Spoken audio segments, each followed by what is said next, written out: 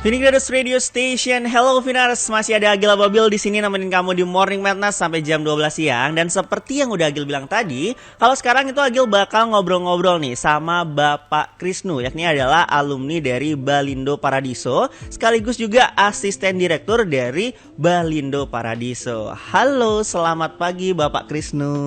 Selamat pagi Mas Agil. Gimana Bapak, sehat hari ini?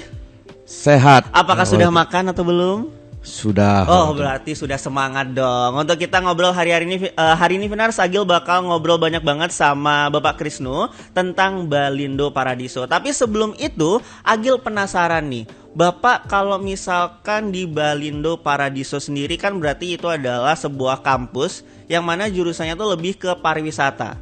Nah, kalau Bapak sendiri kalau ngomongin tentang pariwisata, awal terjun di dunia pariwisata itu gimana Pak? Apakah emang cita-cita dari kecil atau ada keluarga atau bahkan ada teman gitu Pak?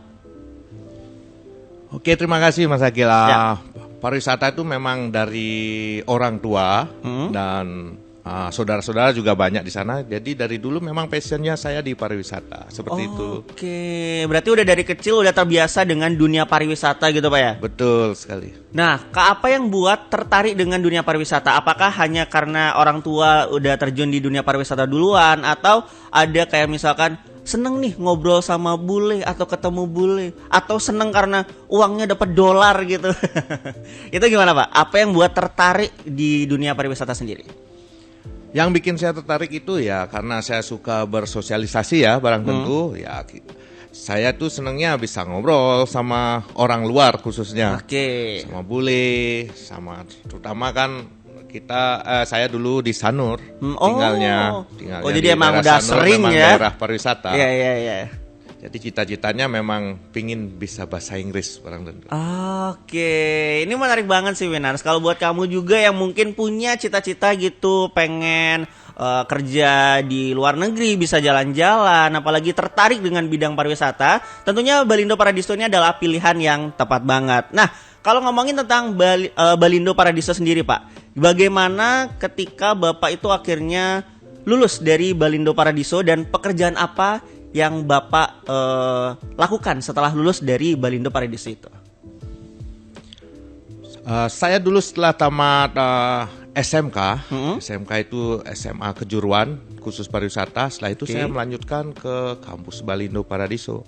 Oke. Nah, setelah itu saya dikirim ke hotel untuk magang di sana.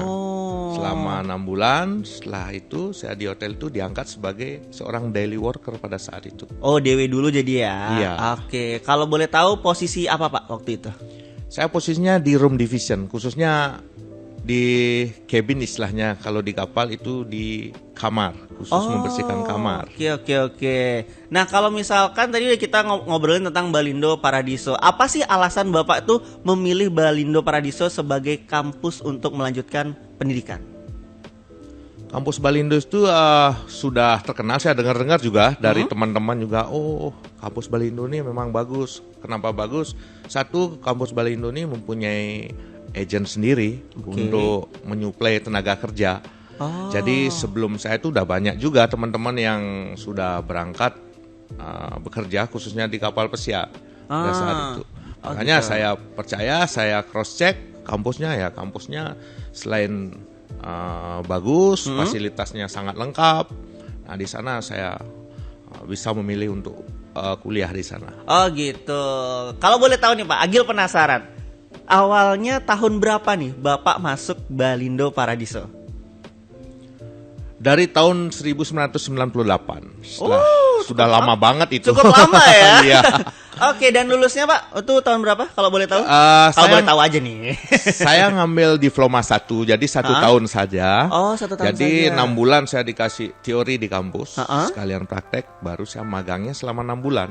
Oke, kalau untuk jurusan sendiri deh Pak, Bapak waktu itu mengambil jurusan apa? Tadi kan Bapak udah cerita kalau sempet DW sebagai di house division. Berarti kayak kalau misalkan di kapal pesiar itu bagian cabin. Nah, untuk jurusannya sendiri itu Bapak ngambil apa dulu di Balindo Paradiso? Pada saat itu semua jurusan itu ada, jadi semua dikasih teori secara global. Saya dapat juga di food and beverage, saya dapat di room division, dan pengetahuan tentang bar. Oke. Nah, setelah itu saya lulus, saya memilih sendiri passion saya di mana. Makanya saya memilih untuk di room saja pada saat itu. Oh, jadi nggak mesti jurusannya apa, nanti kita misalkan dapat penempatan itu nggak juga harus sesuai dengan jurusan kita, Pak? Gitu. Betul, kita bisa memilih. Kita ada 3 jurusan yang dapat. Oke. Yang saya bilang tadi itu bisa di room, bisa di bar, bisa di waiting atau waiter. Oke, oh gitu. Oke. Nah, kalau kira-kira dulu Bapak waktu kuliah, tadi Bapak udah ceritain tentang ada teori dan ada prakteknya. Nah, kalau teorinya sendiri tuh biasanya meliputi apa aja, Pak? Apakah hanya terbatas dari misalkan tata cara untuk mengantar makanan atau untuk di waitress, atau ada teori lain kayak misalkan public speaking juga mungkin, bagaimana cara untuk ngobrol ke tamu. Itu gimana Pak untuk masalah teori di Balindo Paradiso? Itu teorinya saya kira itu sangat lengkap sekali karena kita diajarin tentang leadership juga, tentang manajerial, itu semua ada. Oh. Nah, yang paling spesial di sana ada istilahnya pelajaran hotel and cruise knowledge. Oh, apa itu Pak? Itu tentang hotel juga dapat, tentang cruise, tentang kapal juga dapat. Oh, itu berbeda ya antara pengetahuan knowledge antara hotel dan cruise, itu apakah berbeda? Itu ada sedikit perbedaan. Oh, apa aja bedanya Pak? Misalnya ya barang tentu kalau ya di hotel memang dia di darat, kalau di cruise atau di kapal besar ya memang di laut. Jadi ada istilahnya ada pelajaran safety di sana. Tentang di kapal juga, tentang istilah-istilah di kapal juga agak beda. Oke. Saya kasih contoh, misalnya di sebelah kanan kapal itu tidak in the right place. Itu ada istilahnya starboard side. Nah, seperti itu yang saya bikin tertarik juga pada saat itu. Oh, lebih ke ini ya, SOP-nya yang agak berbeda ya. Benar. Oke. Nah, kalau misalkan tadi udah ngomongin tentang teorinya, kalau praktiknya sendiri, kan kalau misalkan praktik di hotel di darat tuh lebih bisa dibilang lebih mudah karena ya hotel juga banyak. Nah, kalau misalkan untuk di cruise sendiri, itu praktek di Balindo Paradiso tuh gimana Pak? Apakah punya ruangan yang dimiripkan seperti di cruise atau itu gimana? Benar sekali, karena bangunan kampus Balindo Paradiso itu memang dibikin dan didesain itu mirip sekali sama di kapal pesiar. Contohnya di cabin atau di kamarnya memang didesain khusus. Yang saya tahu itu memang cabinnya itu kamarnya datang gelontongan dari kapal. Kita disuruh setup di sini di tempat praktek kita. Makanya ya hampir 90% sama. Oh, jadi nanti kalau misalkan kerja di kapal pesiar nanti juga nggak kaget gitu untuk mahasiswanya. Betul, ya, karena udah terbiasa. Oke, menarik. Nah, mungkin itu dulu Finars, nanti bakal lanjut lagi. Tadi udah ngobrolin tentang sedikit tentang kapal pesiar dan juga kerja di hotel. Nanti bakal lebih dalam lagi menggali dari Bapak Krisno. Jadi, tune in terus. Klikidus Radio Station, terima kasih 2023, selamat datang 2024. Masih sama Gila Babil Finars nemenin kamu di Morning Madness, dan hari ini masih ngobrol-ngobrol nih sama Bapak Krisno selaku asisten direktur dari Balindo Paradiso. Tadi sebelum break Agil udah sempat nanya-nanya tentang bekerja di kapal pesiar. Dan kalau ngomongin tentang kapal pesiar Finars, tentunya ada satu hal yang penting banget kalau misalkan sebelum pergi ke kapal pesiar, yakni adalah memilih agensi yang tepat. Nah, untuk Bapak Krisno, Agil penasaran nih, kira-kira tips and trick bagaimana cara memilih agensi kapal pesiar yang bagus itu kayak gimana sih Pak? Untuk pemilihan agensi ya barang tentu ya legalitasnya dulu dicek, kita cross check dulu semua. Itu apakah benar? Ada testimoninya juga apakah memang benar? Memang banyak berangkat karena ya kita tidak menutup mata ya banyak juga agensi-agensi yang memang ya tidak mempunyai izin yang legal seperti itu. Oh, ada juga yang kayak gitu Pak ya? Ada sih, jadi dari pihak pemerintah sudah mulai turun tangan sekarang. Itu. Berarti untuk Balindo Paradiso sendiri dia udah kerjasama gitu nggak sih sama kayak kapal pesiar apa gitu? Jadi misalkan ada teman-teman nih yang pengen daftar ke Balindo Paradiso, jadi dia nggak ragu lagi dan yakin kalau misalkan wah ini udah pasti jelas nih tujuannya kemana kayak gitu. Oke, halo sahabat Finar. Nah, ini saya ada berita baik ini. Untuk kampus Balindo ini memang mempunyai agent sendiri dia. Dan agent itu mempunyai kontrak eksklusif dengan salah satu perusahaan kapal pesiar yang terbesar juga ini. Kalau boleh tahu apa tuh Pak? Itu namanya kapalnya MSC, itu singkatan dari Mediterranean Shipping Company. Mediterranean Shipping Company. Oke. Betul. Oh, berarti udah tuh Vinar. Jadi Balindo Paradiso itu adalah agensi resmi dari kapal pesiar MSC. Jadi buat kamu nggak usah ragu lagi untuk daftar di Balindo Paradiso. Nah, kalau masih ngomongin tentang kapal pesiar, Pak. Tahun berapa Bapak pertama kali ke kapal pesiar? Saya mulai awal karir di kapal pesiar itu dari tahun 1999, udah lama banget itu. Oh, berarti setahun setelah lulus langsung ke kapal pesiar. Tadi kan kuliah 98. Iya. Nah, berarti 99 udah kapal pesiar, berarti setahun setelah kuliah itu. Betul. Oke, posisi apa Pak pertama kali di kapal pesiar? Saya di cabin juga yang saya bilang tadi di room. Memang passion saya di room. Oh, kalau misalkan di kapal pesiar itu biasanya posisinya tuh ada apa aja Pak? Ini Agil penasaran banget nih. Kalau di kapal pesiar itu mirip-mirip sama di hotel. Di sana ada bagian istilahnya galley itu di kitchen, istilah kapalnya. Ada di bar, itu restoran. galley itu paling bawah itu ya? Menurut saya itu semua nggak ada posisi di bawah di atas, itu semua pendukung semua. Posisi kapal, maksudnya posisi di kapal yang paling bawah paling. Oh, itu posisi di kapalnya benar ya, dia paling bawah. Oke. Setelah store itu ada galley, baru ada bar, restoran, yang paling atas itu ada kamar di sana. Oh gitu. Menarik. Kalau misalkan ngomongin kerja di kapal pesiar Pak, boleh ceritain nggak sih sedikit tentang pengalaman di sana? Mungkin kayak ada pengalaman lucu atau yang sedihnya atau yang ya kerasnya gitu. Kadang-kadang kan kita apalagi Gen Z ini golongannya Agil itu beranggapan kalau misalkan kerja di kapal pesiar ya udah enak, gajinya gede, terus bisa dibilang agak bebas mungkin karena jauh dari orang tua dan segala macam. Nah, bisa ceritain nggak sih Pak kayak pengalaman di kapal pesiar itu kayak gimana sih? Kalau di kapal pesiar itu ya memang banyak tantangannya juga. Yang perlu kita persiapkan ini adalah mental kita. Oke. Kenapa mental ya? Karena di sana mungkin ada puluhan warga negara lain di sana. Ada budayanya juga lain-lain ya. Kita harus mampu beradaptasi. Nah, karena kita jauh dari keluarga juga, ya itu kontrolnya juga penting. Nah, di sana semuanya bebas di sana. Misalnya ada istilahnya ada bar di luar, ada restoran juga yang barang tentu ya kita harus kontrol. Nggak boleh kayak di sini. Kalau di rumah ya biasa orang generasi Z kita ya harus kontrol diri sendiri lah. Self kontrolnya perlu diginikan karena misalnya orang di kapal itu boleh minum tapi bukan pemabuk itu istilahnya. Oke. Berarti lebih ke kontrol diri sendiri aja ya. Ya betul. Nah, kalau ngomongin tentang berangkat ke kapal pesiar tadi biasanya butuh berapa lama gitu Pak? Dari misalkan Agil nih kuliah udah D1, udah lulus. Berapa lama Agil harus nunggu supaya bisa berangkat ke kapal pesiar? Kalau sebelum berangkat itu kita harus melalui proses ya. Proses yang namanya interview. Setelah kita lulus interview, kita ada cross training juga dari perusahaan itu selama seminggu kurang lebih. Nah, setelah itu kalau dokumen kita sudah lengkap, kita nunggu LOA istilahnya. Oh, apa itu Pak? LOA? LOA itu kayak job letter, kontrak kerja dari kapal. Kontrak kerja. Oke, berarti ya sekitar 2 bulanan mungkin ya?